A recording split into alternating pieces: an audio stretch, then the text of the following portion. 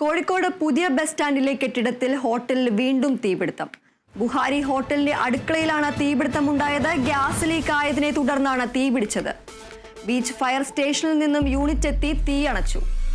വാർത്തയുടെ കൂടുതൽ വിവരങ്ങളുമായി അഭിന പി ചിറക്കൽ ചേരുന്നു. അഭിന, നിലവിൽ അവിടുത്തെ സാഹചര്യം എങ്ങനെയാണ്? തീ നിയന്ത്രണ വിധേയമാക്കിയോ? എന്തൊക്കെയാണ് കൂടുതൽ വിശദാംശങ്ങൾ? ദീപ്തി, ആശങ്കപ്പെടേണ്ട ഒരു സാഹചര്യമില്ല എന്ന് തന്നെയാണ് ഈ ഒരു ഘട്ടത്തിൽ പറയാനുള്ളത്. കാരണം ഇന്ന് പുലർച്ചെയാണ് ഈ ഒരു തീപിടുത്തം ഉണ്ടായിരിക്കുന്നത്.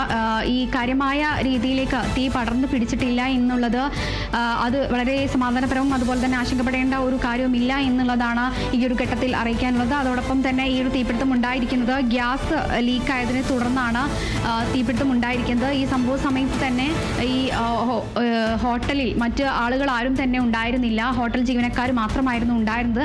അതുകൊണ്ട് തന്നെ മറ്റ് ആളഭയങ്ങളൊന്നും ഉണ്ടായിട്ടില്ല എന്നുള്ളതും അറിയിച്ചിട്ടുണ്ട്. കൂടാതെ ഈ ഒരു സംഭവ സമയത്ത് തന്നെ ഈ ഹോട്ടൽ ജീവനക്കാർ ബീച്ച് ഫയർ സ്റ്റേഷനിൽ എത്തി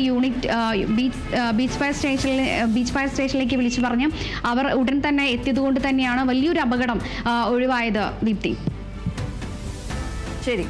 കോഴിക്കോട് പുതിയ ബസ് സ്റ്റാൻഡ് കെട്ടിടത്തിലെ ഹോട്ടലിൽ വീണ്ടും തീപിടുത്തം. ബുഹാരി ഹോട്ടലിന്റെ അടുക്കളയിലാണ് തീപിടുത്തം ഉണ്ടായത്. ഗ്യാസ് ലീക്ക് ആയതിനെ തുടർന്നാണ് തീപിടിച്ചത്. ബീച്ച് ഫയർ സ്റ്റേഷനിൽ നിന്നും യൂണിറ്റ് എത്തി തീ അണച്ചു. അഭിനയാണ് വിശദാംശങ്ങൾ നൽകിയത്.